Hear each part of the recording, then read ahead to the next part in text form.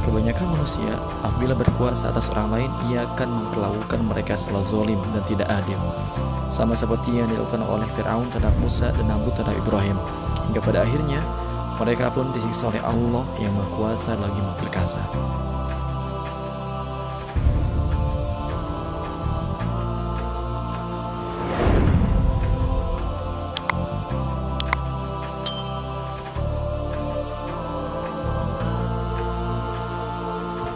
Assalamualaikum warahmatullahi wabarakatuh. Oke teman-teman, kembali lagi bersama kami di Kisah Channel. Pada video kali ini kita akan membahas tentang kisah Dzulqarnain dan Ya'juj Ma'juj.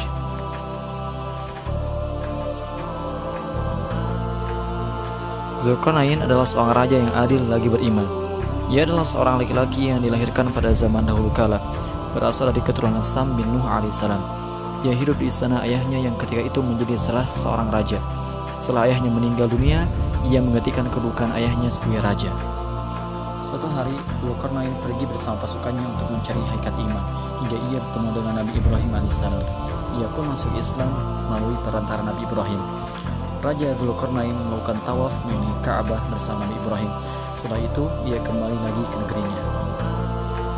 Nama asli dari Dzulqarnain adalah Hurmuz, tapi ia lebih menyukai julukan Dzulqarnain sebab ia telah berkeliling menjelajahi belahan dunia timur dan barat hingga akhirnya sampai ke wilayah dua tanduk matahari atau disebut dengan Qarnai Syams, di mana sekiranya Anda melihat matahari, niscaya Anda akan melihatnya muncul seakan-akan memiliki dua tanduk banteng.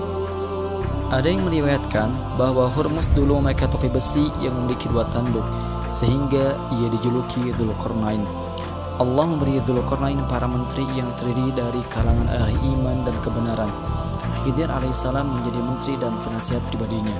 Dzulqarnain berkelilingi menjelajahi dunia bersama Khidir, dan Khidir pun mengajarinya sebagian dari ilmu Allah yang tidak diketahui oleh siapapun selain Khidir.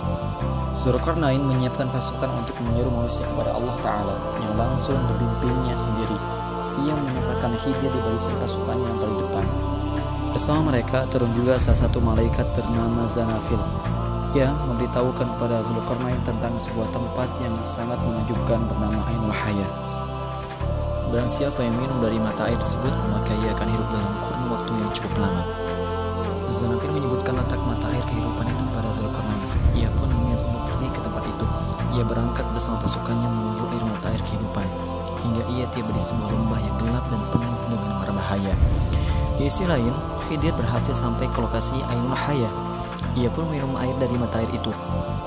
Lain halnya dengan Dzulqarnain yang tidak menemukan dan tidak melihat mata air tersebut.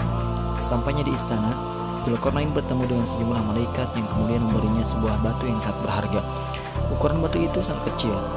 Dzulqarnain lalu memperlihatkan batu itu kepada para prajurit dan ulamanya untuk menanyakan kepada mereka tentang rahasia yang terkandung di dalamnya.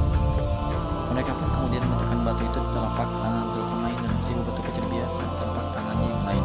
Ternyata batu berharga yang digenggam di telapak tangan itu terasa lebih berat.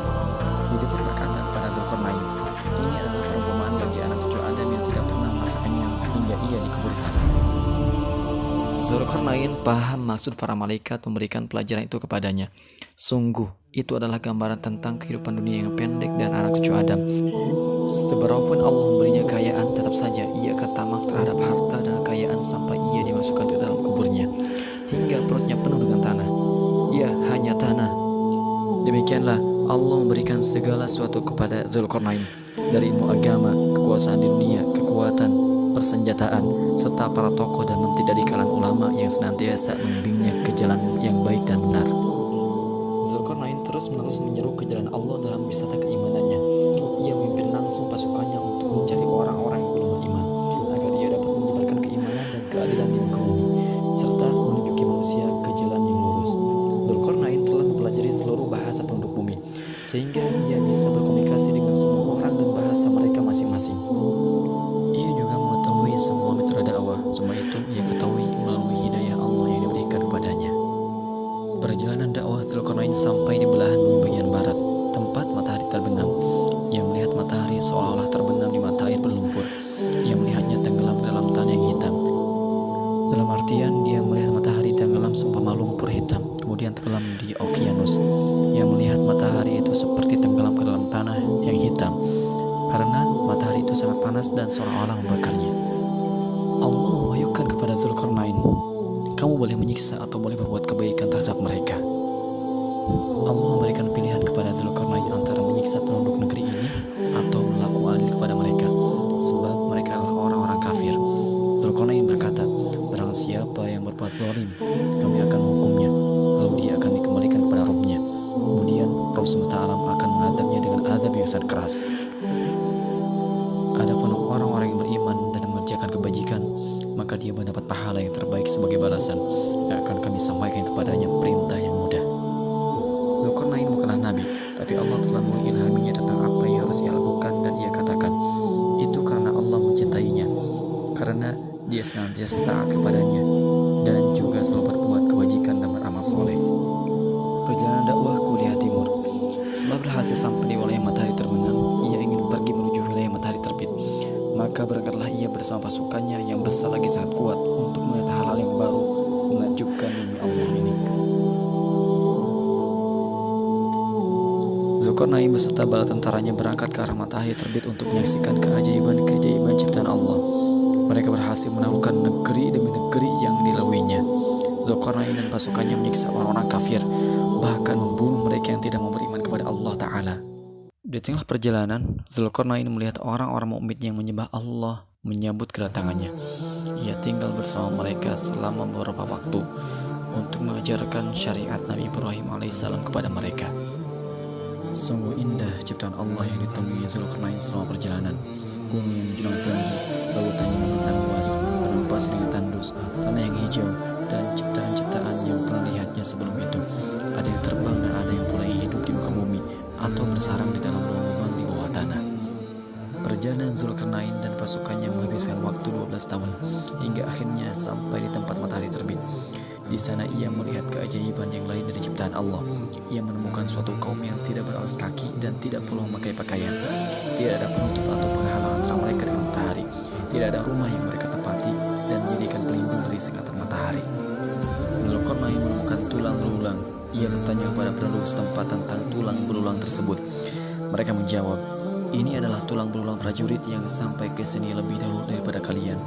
Mereka terbakar oleh sengatan matahari hingga mati. Dzulqarnain memperhatikan penduduk kawasan ini. Ia mendapati mereka menggali tanah untuk mereka bangun rumah-rumah di bawah tanah itu.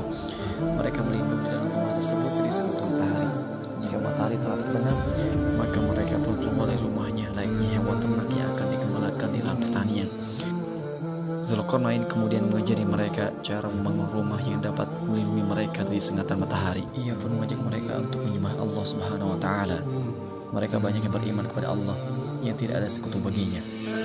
Perjalanan Dzulqarnain berlanjut. Ia berangkat memimpin pasukannya untuk mencari tempat-tempat yang baru dan makhluk-makhluk yang lain untuk diajak menyembah kepada Allah Subhanahu wa Ta'ala.